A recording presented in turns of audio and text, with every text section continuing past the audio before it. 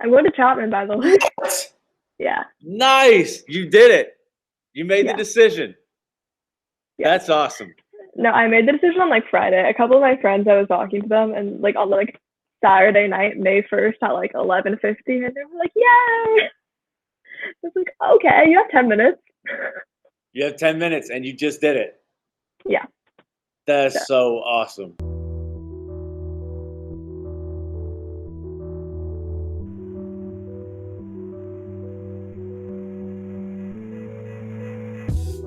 Hello, Rowe Middle School. My name is Mr. Dix, and I am here with the wonderful, incredible, amazing Season 1, Season 2, and Season 3 of the Shamrock News veteran, the one, the only, Sasha Nielsen. How you doing today, Sasha? I'm doing pretty good. Sasha is one of my all-time favorite students, and Sasha has been gracious enough to come and talk to me and essentially talk to all of us just a little bit for Asian American Pacific Islander Heritage Month. So Sasha, just a little bit of a background, like what is your background as like your mom and your dad and all that stuff? Yeah, so my mom is Japanese, my dad's white, but my mom was an English major in college in Japan, and my dad was a Japanese major in college in America. Do you guys speak Japanese at home a lot? Yeah, so growing up, they had me only speak Japanese to my mom because I wanted like bilingualism and stuff. Apparently, you're only supposed to like speak to one parent in like the native language and the other parent in the other one. My parents both speak English and Japanese, and I speak both also. I would say like if I'm just with my mom, it's in Japanese. If I'm just with my dad, it's in English. If I'm with both of them, good luck. Like, I don't know. I feel bad when I'm like with other people, my parents, and I'm talking to them in like both languages. This must be so confusing. Is that information that you're willingly offering up to people, or is that just like, if it comes up, it comes up?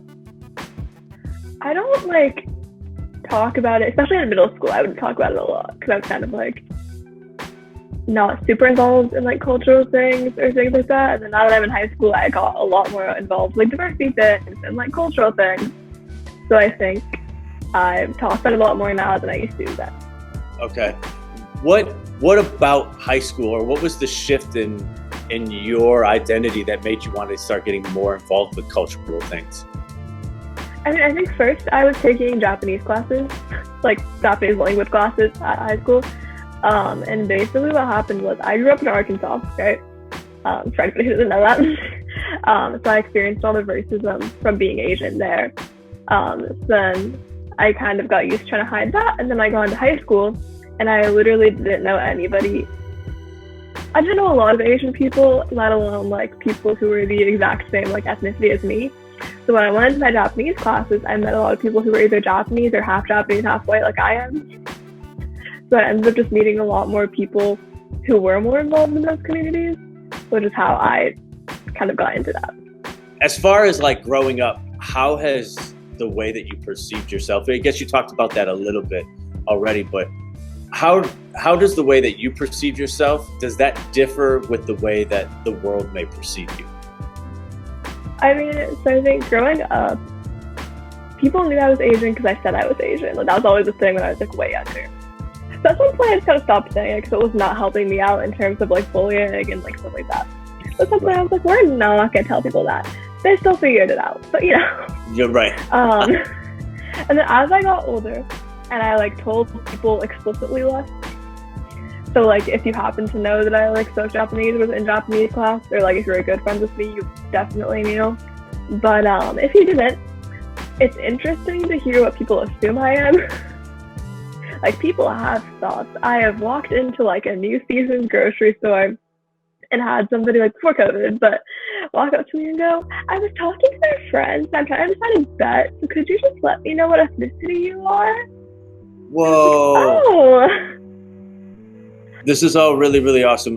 We're going to keep this short because this is just for the community connection stuff. Yeah. But is there anything else that you would like to say to the people in celebration of Asian American Pacific Islander Month, or something else that you would like to speak on?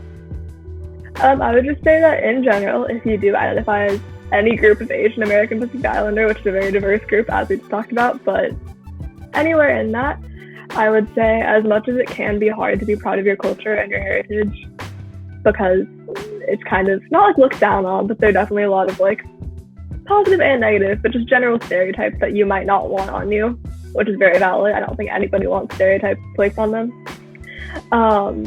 I think this is a really great month to learn about your culture and see ways that you might be able to be involved with your culture if you choose to do so. And I think if you don't identify as any of those groups, I think, again, it's a great month to learn about how diverse those cultures can be. If somebody wanted to learn more, what do you think the best way to learn more is? Is it to do like some Googling or some self-research? Is it okay to ask any of their friends who might identify as Asian American about certain things? What is the best way if I was somebody who was like wanting to learn more about it? I would say Google it, or like there are like a few Instagram pages, like Dear Asian Youth is a really good one. There's one called like Project Lotus that's local, and they deal with like stigma around mental health in Asian communities. So there are a few different like Instagram accounts and things like that you can go follow that are like really easy to just have in your feed, and you can just see them and you don't have to do any extra effort. They're just there. I would just say doing that, make sure that there are from like Asian creators, and also if there aren't reputable sources, don't like fully believe that, obviously. And then also obviously Google exists. I would say if you're gonna ask people you know or like your friends, make sure that you give them a very clear out of that situation, because you don't always want to talk about it. Not everybody's comfortable with that. So that's all incredible advice. Thank you so much, Sasha, for joining us today. And you're Rowe Hall of Fame, Rowe student, Hall of Fame Milwaukee student, and absolutely one of the greatest to ever walk through these halls. So it was our pleasure, and we appreciate you giving some time to share your perspective with us. Yeah, thank you for having me.